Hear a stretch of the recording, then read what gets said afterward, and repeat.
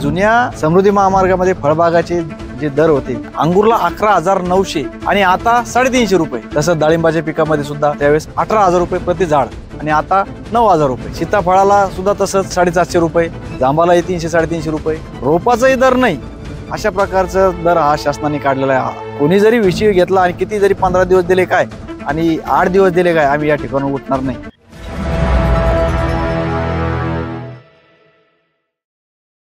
आज आमच्या या शेतकरी आंदोलनाचा 50वा दिवस, अर्धशतक जवळपास आमच्या या आंदोलनाच्या दिवसाला आता झालेलं आहे. या सर्व दिवसामध्ये आम्ही सगळे शेतकरी हे एका जीवानं जो अन्याय आमच्या सगळ्या शेतकऱ्यावर झाला आहे, त्या अन्यायाला वाचा फोडण्यासाठी व लढा देण्यासाठी या ठिकाणी आम्ही आंदोलन सुरू केलं होतं.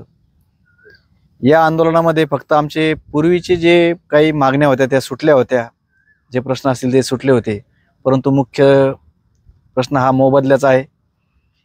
ज्यावेळेस जुन्या जालना नागपूर समृद्धी महामार्गाचं, मुंबई नागपूर समृद्धी महामार्गाचं संपादन झालं, तर त्यावेळेस फळबागांना जे भाव धरले होते त्याच्याही पेक्षा कमी भाव यावेळेस एवढी महागाई असताना सुद्धा धरले. त्याचं एक कारण म्हणजे या महामार्गाची अधिसूचना ही कोविडमध्ये निघाली आणि कोविडमध्ये पूर्ण मार्केट हे बंद होतं. घरामध्ये एकालाही व्यक्तीला निघण्यासाठी संधी नव्हती, त्याला प्रतिबंध करण्यात आलं होतं आणि त्यामुळं सर्व बाजारपेठा बंद होत्या आणि बाजारपेठा बंद असल्यामुळं साहजिकच फळबाग हे कुठेही विक्री करता नाही आले आणि हे फळबागाचे भाव हे खूप कमी निघाले. म्हणजे सांगायचं तात्पर्य असं की जुन्या समृद्धी महामार्गामध्ये फळबागाचे जे दर होते ते अंगूरला 11,900 या प्रमाणाने निघालं प्रति झाड आणि आता 350 रुपये. म्हणजे त्या झाडाला जे ताराचं कुंपण केलं असतं त्याचे सुद्धा दर आता निघालेले नाही. म्हणजे एवढी तफावत ही शेतकऱ्यांना मान्य नाही आणि त्यामुळे आम्ही या फळबागाचे दर एकदाही कदापि मान्य करणार नाही. तसंच डाळिंबाच्या पिकामध्ये सुद्धा ज्यावेळेस जुनं समृद्ध झाला त्यावेळेस 18,000 रुपये प्रति झाड आणि आता 9,000 रुपये.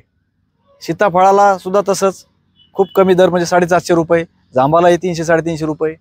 म्हणजे या प्रमाणात दर देण्यात आले, ते आम्ही मान्य करणार नाही. कमीत कमी आम्हाला एक तर कोविडच्या आधीचे दर द्या, नाहीतर मग कोविडच्या नंतर जे काय बाजार भाव असेल 2022ला मार्केट सुरू झालं त्यावेळेचे दर काय. आम्ही नाही म्हणत की तुम्ही अमकेच आम्हाला दर द्या म्हणून, परंतु एक तर आधीचे काढा, कोणतेही बाजार भाव घ्या तुम्ही 2019च्या आधीचे, मार्च 2019च्या आधीचे किंवा 2022 नंतरचे.